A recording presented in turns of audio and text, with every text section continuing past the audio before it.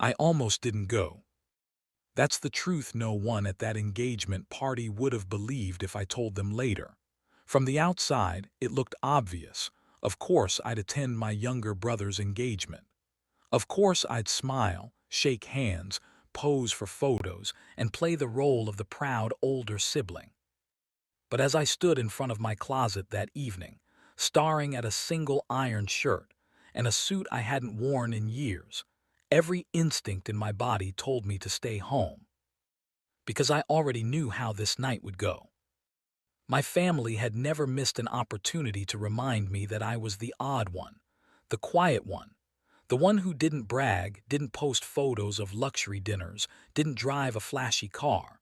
In their eyes, success only counted if it made noise. And I was silent by nature. Still, I went. I told myself it wasn't about me, it was about my brother Samir. He was getting engaged to Nadia, a woman his entire office adored. Her coworkers were coming. His coworkers were coming. Managers, executives, people who loved status, titles, and resumes more than character. The banquet hall was glowing when I arrived. Golden lights, floral centerpieces, a violinist playing softly near the entrance. Samir spotted me from across the room and waved, relief flashing across his face. "You made it," he said, hugging me quickly. "I was worried you wouldn't." "I wouldn't miss it," I replied honestly. That part was true. But before we could say more, Nadia's friends swooped in, surrounding him with squeals and laughter. I stepped back, suddenly invisible again. I found an empty seat near the side and sat quietly, watching the room fill. That's when the comments started. At first, they were subtle. A man in a tailored navy suit leaned toward me while adjusting his cufflinks. "So," he said casually, eyes scanning my simple outfit, "you work with Samir?" "No," I replied, "I'm his brother."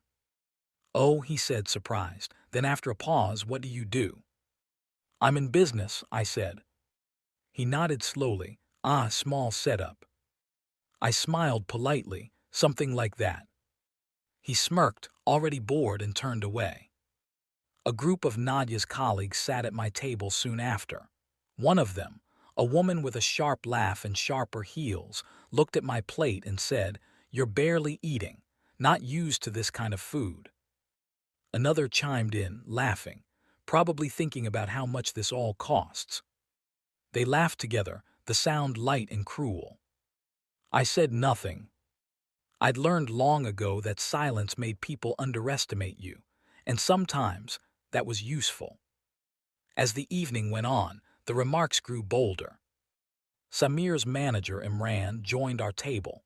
He was loud, confident, and clearly enjoying the attention. After a few drinks, he slapped Samir on the back and said, "This guy is going places. Promotion next year easy." Then he turned to me. "And you?" he asked, still figuring life out. The table went quiet, waiting for my answer. I took a sip of water. Life been interesting. Imran chuckled. That's one way to put it. Someone whispered something. Someone else laughed. I felt my brother tense beside me, but he didn't say anything. He never did. Samir wasn't cruel, just comfortable. Comfortable letting others talk. Comfortable benefiting from comparison.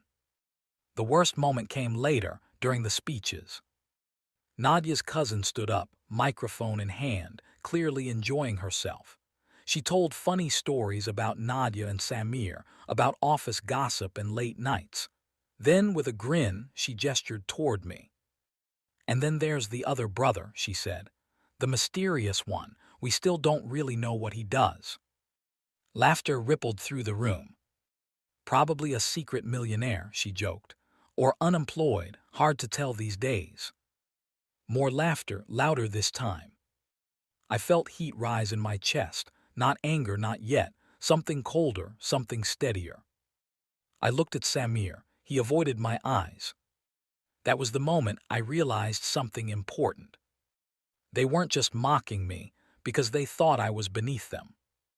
They were mocking me because no one had ever corrected them. After dinner, Imran cornered me near the drinks table. You know, he said, lowering his voice, if you ever need help getting a foot in the door, tell Samir to talk to me. Our company's growing fast. We always need reliable people. I met his gaze. What company is that? He raised an eyebrow. You don't know where your brother works. I know, I said calmly. I just want to hear you say it. He puffed up slightly. Apex Solutions. I nodded slowly. That's good, I said. Imran laughed. Good, it's great. Best decision I ever made joining them early. Solid leadership, smart investors. Yes, I said. They made some excellent choices. He stared at me for a second, confused by my tone. Then Nadia's father approached, holding his phone. You're Samir's brother, right? He asked. Imran was just telling me you're between jobs. Imran chuckled. Didn't mean it like that, just helping. I smiled gently. I'm not between jobs. Oh, Nadia's father said. So where do you work? I paused.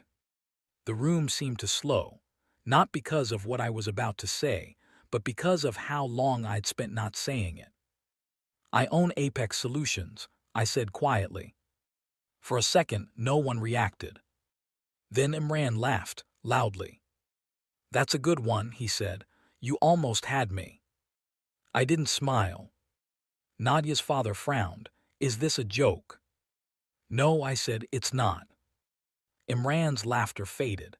Listen, man, I don't know what your issue is, but I founded the company 8 years ago, I continued, still calm. I stepped back from daily operations 3 years ago. I don't attend office parties.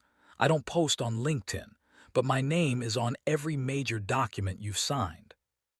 Silence crashed down around us. People nearby had stopped talking. Someone's glass clinked against a table. Imran's face drained of color. That's impossible. I pulled out my phone, opened an email, and turned the screen toward him. It was the last quarterly report, addressed to me. His hands trembled as he read it. I didn't want to bring this up tonight, I said. This isn't the place, but you pushed. Nadia's father cleared his throat. If this is true. It is, I said. He nodded slowly, suddenly respectful. Then, congratulations. Word spread fast. Too fast. People who hadn't noticed me all evening suddenly appeared at my side. Apologies flowed freely. Awkward, rushed, insincere. The woman with the sharp laugh avoided my eyes. Imran stood frozen, staring at the floor. Samir finally pulled me aside. Why didn't you ever tell me? He asked, voice tight. I looked at him. You never asked. He swallowed. I didn't know. I know, I said. That's kind of the point. For a moment, neither of us spoke.